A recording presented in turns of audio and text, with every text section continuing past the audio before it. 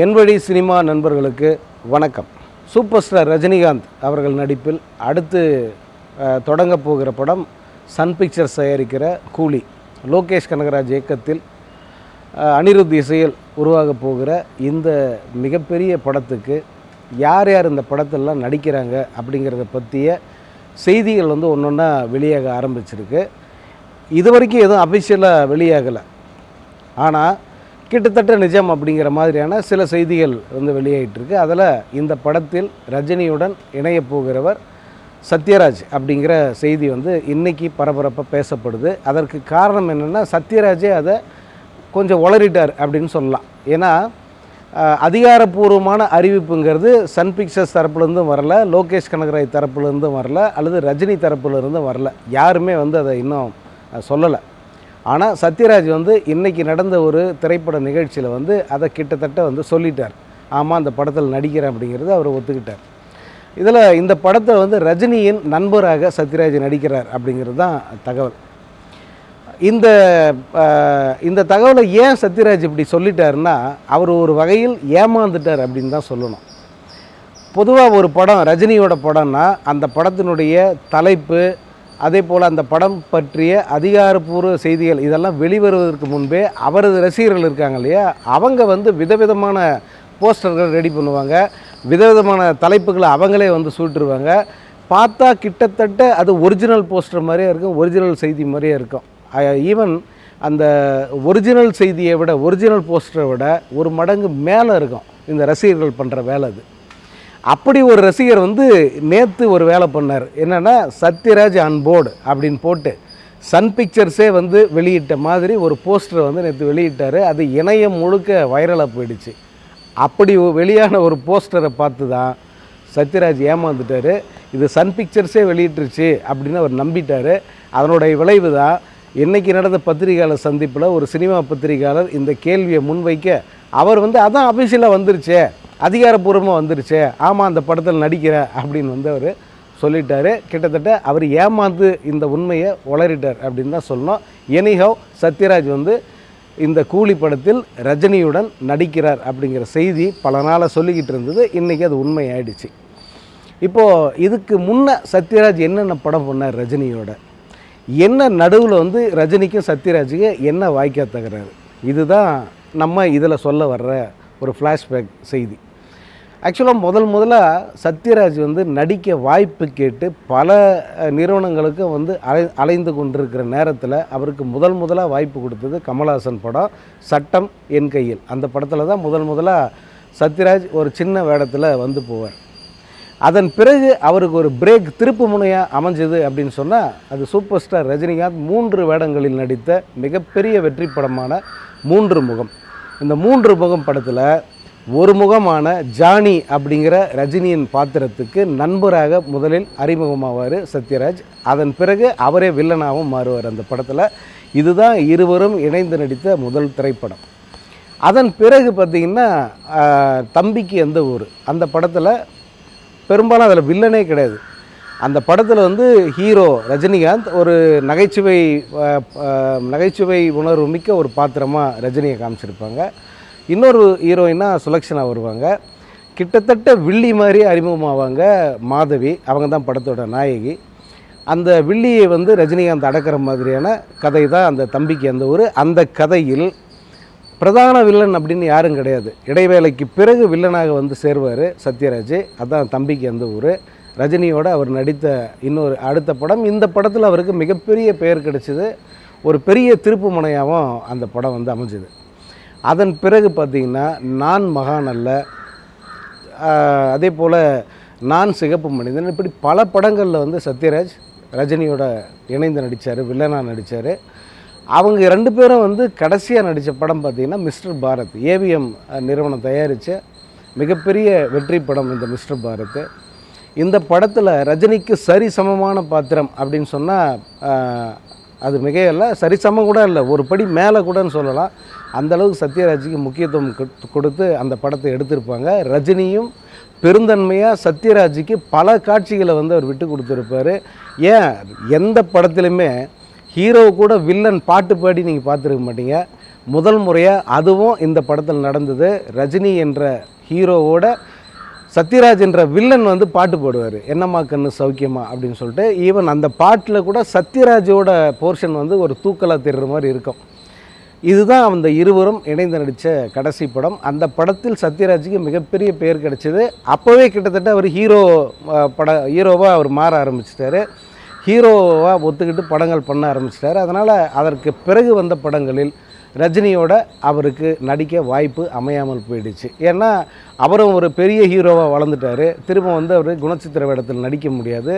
அல்லது ரஜினி எப்படி நடித்தாலும் வந்து ரஜினி தான் ஹீரோ, இவர் அதுக்கு அடுத்த பொசிஷன் தான் சொல்லுவாங்க. அதனால் அவர் வந்து ரஜினியோட நடிக்கலை. ஆனால் இருவருக்குமான நட்பு வந்து ரொம்ப நல்லா இருந்துச்சு. பல மேடைகளில் வந்து சத்யராஜ் வந்து ரஜினியை புகழ்ந்து பேசுவார். ஏன்னா நான் இன்றைக்கி இந்த நிலமையில் இருக்கேன், இவ்வளோ பெரிய ஒரு நடிகனாக இருக்கேன்னா அதுக்கு ரஜினி சாரும் ஒரு காரணம். அவர் வந்து எனக்கு பெருந்தன்மையாக இவ்வளோ பெரிய வாய்ப்பை வந்து எனக்கு கொடுத்தாரு, பல படங்களில் எனக்கு வில்லனாக நடிக்கிறதுக்கு வாய்ப்பு கொடுத்தாரு அப்படின்னு சொல்லிட்டு ரஜினியை வந்து பல மேடைகளில் அவர் புகழ்ந்துக்கிட்டு தான் இருந்தார். எது வரைக்கும்னா இந்த திரையுலகில் அரசியல்னு ஒன்று வந்தது பாருங்கள். திரையுலகில் அந்த காவிரி பிரச்சனைக்காக அல்லது வேறு பல்வேறு அந்த அரசியல் பிரச்சனைகளுக்காக இந்த திரையுலகினர் குரல் கொடுத்த போது அதில் ரஜினிக்கு எதிரான நிலைப்பாட்டை தான் சத்யராஜ் வந்து எடுத்தார். குறிப்பாக காவிரி பிரச்சனையில் கர்நாடக நடிகர்களெல்லாம் ஒரு பக்கம் அங்கே ப்ரொட்டஸ்ட் பண்ணும்போது இங்கும் தமிழ் நடிகர்கள்லாம் பண்ணணும் அப்படின்னு சொல்லிட்டு ஆரம்பித்தாங்க. அந்த கூட்டத்தில் வந்து ரஜினியை கடுமையாக விமர்சனம் பண்ணார், தாக்கி பேசினார் சத்யராஜ். அதன் பிறகு வந்து ரஜினிகாந்த் அதாவது அவர் அரசியலுக்கு வர்ற ஒரு சூழல் வந்தது. அரசியலுக்கு வரன்னு அவரே அறிவிச்சிட்டாரு. அந்த நேரத்தில் கடுமையாக தாக்கி பேசியவர்களில் சத்யராஜும் ஒருவர். அதாவது நாம் தமிழர் கட்சியின் சீமான், இயக்குனர் பாரதி ராஜா, அதே போல் அவர்கள் பட்டியலில் வந்து சத்யராஜுக்கு ஒரு இடம் உண்டு. இவரும் வந்து மிக கடுமையாக ரஜினியை வந்து தாக்கி பேசினார். எப்போ இவர் இந்த கடுமையாக தாக்கி பேசுகிறது அல்லது இந்த ஒரு ஓரங்கட்டுறது முயற்சி பண்ணுறது, இதனுடைய வழி என்ன, இப்படியெல்லாம் பண்ணால் ஒருத்தர் எவ்வளோ மனசு புண்படுவாங்க அப்படிங்கிறது சத்யராஜுக்கு எப்போ தெரிஞ்சதுன்னா பாகுபலி 2 படம் ரிலீஸ் அப்போ தான் அதை அவர் புரிஞ்சுக்கிட்டார். இவரது படங்களை கர்நாடகாவில் திரையிட நாங்கள் அனுமதிக்க மாட்டேன்னு சொல்லி கர்நாடகாவில் இருக்கிற நடிகர்கள் எல்லாம் ப்ரொட்டஸ்ட் பண்ணாங்க. இவர் மன்னிப்பு கேட்கணும்னு சொல்லிட்டு இவரை வந்து பகிரங்கமாக வந்து அவங்க எச்சரித்தாங்க. படத்தையே ரிலீஸ் பண்ண விட மாட்டேது, எவ்வளோ பெரிய படமாக இருந்தாலும் பரவாயில்லன்னு அவங்க சொன்ன போது தான் சத்யராஜுக்கு அந்த கஷ்டம்னா என்னன்னு தெரிஞ்சது. உடனடியாக வந்து அவர் மன்னிப்பு கேட்டார். சத்யராஜ் வருத்தம் தெரிவித்து மன்னிப்பு கேட்டார். அதன் பிறகு தான் பாகுபலி படத்தை கர்நாடகாவில் திரையிட அவங்க அனுமதித்தாங்க. அதன் பிறகு சத்யராஜனுடைய மனப்போக்கே மாறிடுச்சு. சத்யராஜ் வந்து ரஜினியை பொதுவெளியில் தாக்கி பேசிக்கிட்டு இருந்தார் இல்லையா, அந்த நிகழ்வுக்கு பிறகு சத்யராஜ் இதை பற்றி எங்கேயும் பேசுகிறதே விட்டுட்டார். ரஜினியினுடைய அரசியல் பற்றியோ அல்லது ரஜினி குறித்து யார் கேள்வி கேட்டாலும் அவர் வந்து அதற்கு எந்த ஒரு எதிர்மறையான பதிலையும் சொல்லாமல் சாதகமான பதிலை சொல்ல ஆரம்பிச்சிட்டார். அதுக்கப்புறம் பார்த்தா ரஜினிகாந்த் அரசியலுக்கே நான் வரலன்னு சொல்லிட்டு ஒதுங்கிட்டார். இனி எனக்கு அரசியல் வேண்டாம், இனி அரசியல் பேச மாட்டேன்னு சொல்லிட்டு ஒதுங்கிட்ட பிறகு சத்யராஜ் முழுமையாக ரஜினிக்கு ஆதரவாளராக மாறிட்டார். எப்போன்னா அவருக்கு வந்து தாதா சாஹேப் பால்கே விருது அப்படின்னு ஒரு மிகப்பெரிய உயர்ந்த விருது, அது இந்திய சினிமாவின் மிக உயர்ந்த விருதுன்னா இந்த தாதா சாஹேப் பால்கே விருது தான். இந்த விருதை பெற்ற மிகச்சில நடிகர்களில் ரஜினி ஒருத்தர். அவருக்கு இந்த விருது அறிவிக்கப்பட்ட போது தமிழ் சினிமாவில் யாருமே வாழ்த்து கூட சொல்லலை. எந்த ஒரு அமைப்பும் இதை பற்றி பேசவே இல்லை. நியாயமாக என்ன பண்ணிருக்கணும், இவ்வளோ உயர்ந்த விருதை வாங்கிய ஒரு நடிகருக்கு மிகப்பெரிய மேடை அமைத்து மிகப்பெரிய விழா எடுத்து பாராட்டு தெரிவிச்சிருக்கணும். ஆனால் இந்த தமிழ் சினிமா அதை செய்யவே இல்லை. தமிழ் சினிமா தயாரிப்பாளர் சங்கம், நடிகர் சங்கம், அத்தனை சங்கங்களும் அமைதியாக வாய் மூடி இருந்தாங்க. அப்போது முதல் ஆளாக வந்து வாழ்த்து தெரிவிச்சது யாருன்னா இந்த சத்யராஜ் தான். ரஜினியை எந்த வாய் கடுமையாக திட்டி பேசிச்சோ அதே வாய் தான் அந்த தாதா சாஹேப் பால்கே விருதை பெற்ற ரஜினிகாந்துக்கு மனப்பூர்வமான வாழ்த்தை தெரிவிக்கிறேன் அப்படின்னு சொல்லிட்டு ஒரு வீடியோ மூலம் வந்து அவர் பதிவு செஞ்சுருந்தார். அதே போல் இந்த சூப்பர் ஸ்டார் அப்படிங்கிற சர்ச்சை மிகப்பெரிய அளவில் வந்து கிட்டத்தட்ட ஒரு வருஷத்துக்கு மேலே ஓடிக்கிட்டு இருந்த தமிழ் சினிமாவில்.